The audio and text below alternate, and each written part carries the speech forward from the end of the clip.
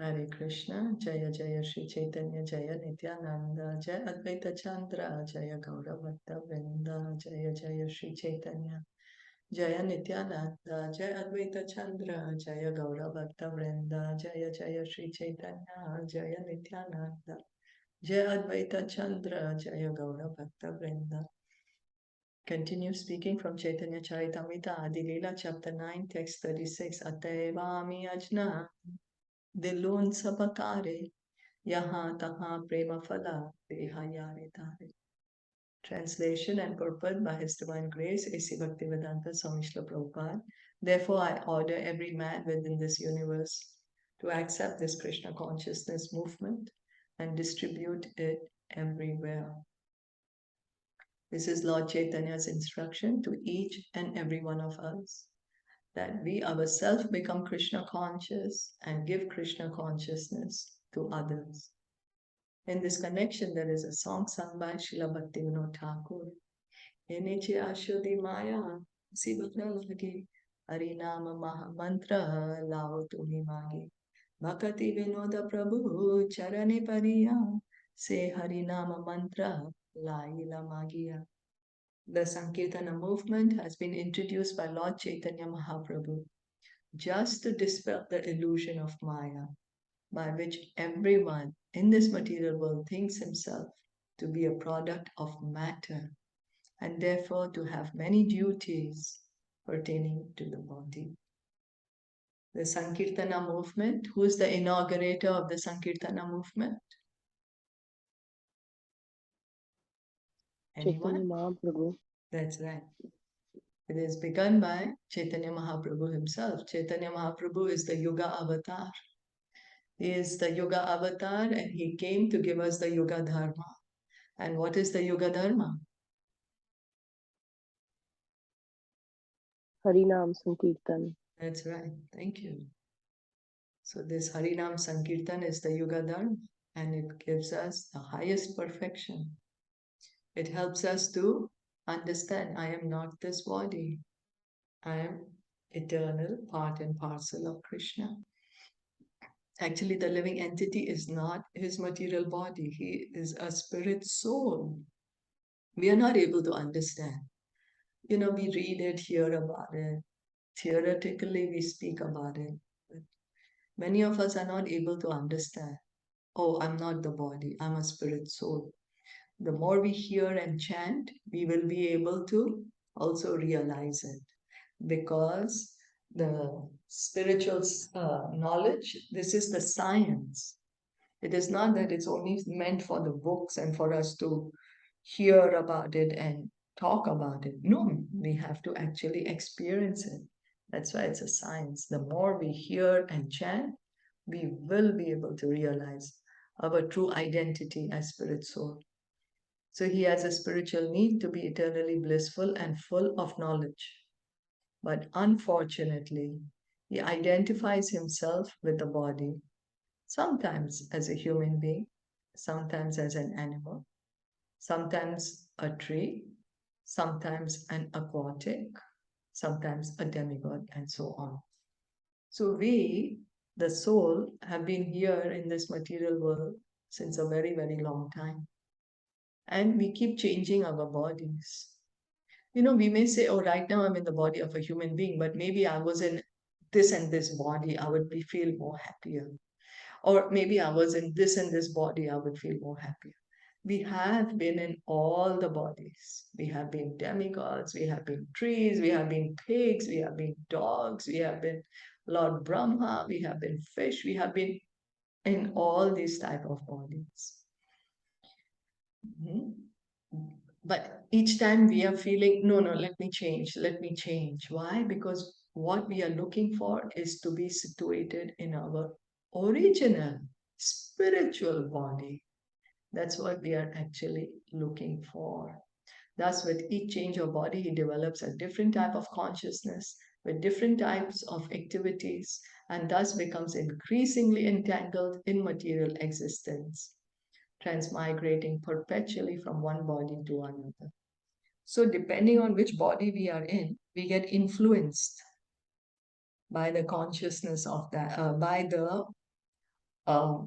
we get influenced by the, what do you say?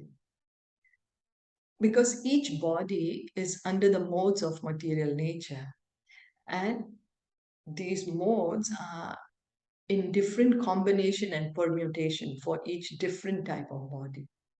So right now we are in the body of a human being.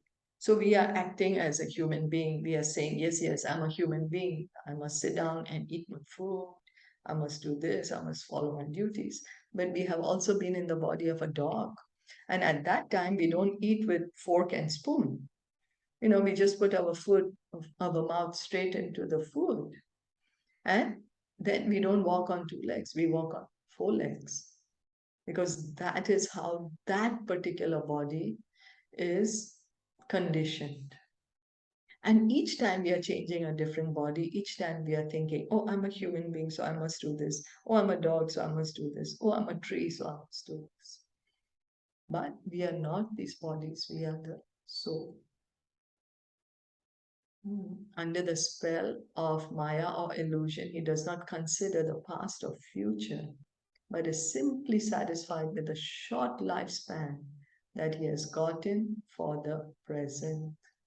To eradicate this illusion, Sri Chaitanya Mahaprabhu has brought the Sankirtana movement, and he requests everyone to accept and distribute it.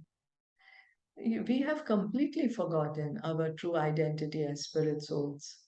We are just thinking, I'm this body, let me do the best I can for this body. I'm going to enjoy as much as I can. I will do everything for everyone who's related to my body, without understanding that we are just in this body for a temporary time, for a short time. And soon we will leave. We'll be in another body, and then we'll act in the same way. So how to do? This is the illusion. So what shall we do? Lord Chaitanya has given us this medicine, Aushadhi, Harinam Mahamantra. Ineche Aushadhi Maya, Nasibara Lagi, Harinam Mahamantra Lavatum Magi. The medicine is Harinam Sankirtan, to eradicate, completely take away our illusion, completely bring us out of Maya, and bring us to the transcendental platform. And so Lord Chaitanya is saying, I'm giving this to you, you take it, and you please also distribute it. Give it to others. A person who's actually a follower of Sri Bhaktivinoda Thakur must immediately accept the request of Lord Chaitanya Mahaprabhu by offering respectful obeisances unto the lotus feet, and thus beg from him the Hare Krishna Mahamantra. If one is fortunate enough to beg from the Lord this Hare Krishna Mahamantra, his life is successful. So the Lord is requesting us to take this Hare Krishna Mahamantra. And here Srila Prabhupada is saying we should beg from the Lord, should beg to Sri Chaitanya Mahaprabhu or to Krishna, please, I beg of you, please give me this Hare Krishna Mahamantra. Please give me the Mahamantra. Then that is our good fortune. Ekala malakar ami kata falakaba nadiya vae fala araki kariba. I'm the only gardener. If I do not distribute these fruits, what shall I do with them? How many fruits can I alone eat? Lord Chaitanya Mahaprabhu produced so many fruits of devotional service that they must be distributed all over the world. Otherwise, how could he alone relish and taste each and every fruit? The original reason that Lord Sri Krishna descended as Sri Chaitanya Mahaprabhu. So why did Krishna come as Chaitanya Mahaprabhu? Why did he come? Because he wanted to understand Srimati Radharani's love for Krishna and to taste that love. Krishna was saying that, oh, Radharani loves me so much and she's serving me so nicely, but she's feeling happier than me. She's tasting a joy which is greater than I am able to taste. What's happening? I'm God and she has something which I don't have. I want to taste. What is she tasting? The love for Krishna, Krishna Prema that Radharani has. Krishna wanted to taste that love. That's why he came as Lord Chaitanya. Lord Chaitanya is Krishna himself, but in the mood of Srimati Radharani. The fruits of the tree of devotional service were innumerable, and therefore he wanted to distribute them unrestrictedly to everyone. Srila Rupa Goswami therefore writes, Anarpita charincharahat karunaya vitarnaha kalau samarpayitum unnat bojvala rasam svabhakti shriyam Hari Purata Sandara Dyuti Kadamba Sandipita Sada Hridaya Kandare Sfuratu Va Satchinandana. There were many previous incarnations of the Supreme Personality of Godhead, but none were so generous, kind, and magnanimous as Sri Chaitanya Mahaprabhu. So Krishna has come many times. Krishna comes as Yuga Avatar, as Guna Avatar, as Shakti-Avesh Avatar, as so many avatars he has. You know, he comes in every millennium, he comes in every Manvantar, he comes and so many. But none of them are so generous as Lord Chaitanya Mahaprabhu. None of them are as kind as Lord Chaitanya Mahaprabhu. None of them are as magnanimous as Lord Chaitanya Mahaprabhu. This is what is a statement by Srila Rupa Goswami, one of the 6 Goswamis of Vrindavan. And why is he saying that? Because Sri Chaitanya Mahaprabhu distributed the most confidential aspect of devotional service, namely the conjugal love of Radha and Krishna. So before Lord Chaitanya appeared, Krishna was not being worshipped by Srimati Radharani. No one knew the supermost excellent position of Srimati Radharani. It's the secret of all secrets. And by the mercy of Lord Chaitanya, we are able to understand the supreme position of Srimati Radharani. We are able to hear about conjugal ras, about Madhurya ras, about the relationship between Radha and Krishna. The relationship between Radha and Krishna is not ordinary material relationship between a boy and a girl. No, it's on the platform of the highest love, the purest love. Therefore, Sri Rupa Goswami Prabhupada desires that Sri Chaitanya Mahaprabhu live perpetually in the hearts of all devotees, for thus they can understand and relish the loving affairs of Srimati Radharani and Krishna. So we may want to approach Krishna directly, but we cannot approach Krishna directly. We have to approach him through the mercy of Lord Chaitanya. Krishna, it's not very easy to approach Krishna. Krishna does not give himself very easily. But by the mercy of Lord Chaitanya, we can easily approach Krishna. And how can we get the mercy of Lord Chaitanya? We get the mercy of Lord Nityananda. How can we get the mercy of Lord Nityananda? We get the mercy of the 6 Goswamis of Vrindavan. How can we get the mercy of 6 Goswamis of Vrindavan? We get the mercy of the spiritual master, Srila Prabhupada. We get his mercy and we can understand.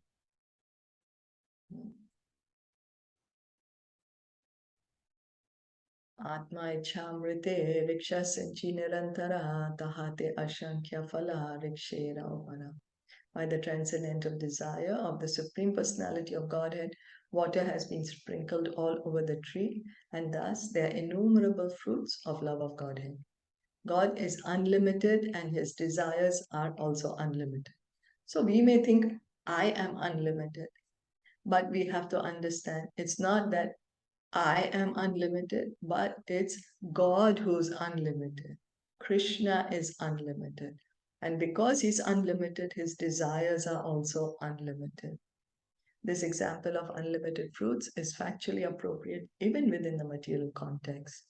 For with the goodwill of the Supreme Personality of Godhead, there can be enough fruits, grain, and other foodstuffs produced so that all the people in the world could not finish them, even if they ate 10 times their capacity. Krishna is providing for each and every one of us. Krishna feeds the ant, and he also feeds the elephant who eats thousands and 10,000 times more than the ant. So actually, there is no scarcity in this material world, but the only scarcity is of Krishna consciousness. If people become Krishna conscious by the transcendental will of the Supreme Personality of Godhead, there will be enough foodstuffs produced so that people will have no economic problems at all. This is the only thing that is lacking in our society. In the modern society, there is no God consciousness, there is no Krishna consciousness. And because of that, we see there's wars, there's scarcity, there is pandemics, there's so many things happening. One can very easily understand this fact. The production of fruits and flowers depends not upon our will, but upon the supreme will of the personality of Godhead. So, after all, we have to understand that everything is under Krishna's control. Everything is under Krishna's control. If he is pleased, he can supply enough fruits, flowers, etc. But if people are atheistic and godless, then nature, by his will, restricts the supply of food. So Mother Nature also sees, oh, these people are not God conscious at all. They are in fact condemning the very God who is providing for them. I'm not going to give them enough food. I'm not going to give them enough opulence and riches. For example, in several provinces in India, especially Maharashtra, Uttar Pradesh, and other adjoining states, there is sometimes a great scarcity of foodstuffs due to lack of rainfall. So-called scientists and economists cannot do anything about this. Therefore, to solve all problems, one must seek the goodwill of the Supreme Personality of Godhead by becoming Krishna conscious and worshipping Him regularly in devotional service. So, if we worship Krishna, we become devotees, then automatically our whole outlook will be changed. Our greed, our envy, all those things will be gone. So automatically there's going to be abundance in the world. We'll care for each other. We will, actually look out for each other. There's not going to be wars there. There's not going to be all this pandemic starting. So what we have to do, we have to become Krishna conscious ourselves. If we want to change the world, we have to change ourselves. So the more we hear and chant, the more Krishna conscious we can become. The more we can be receptive to the grace of Krishna, the more we can revive our love of Krishna. Yes? Is that okay?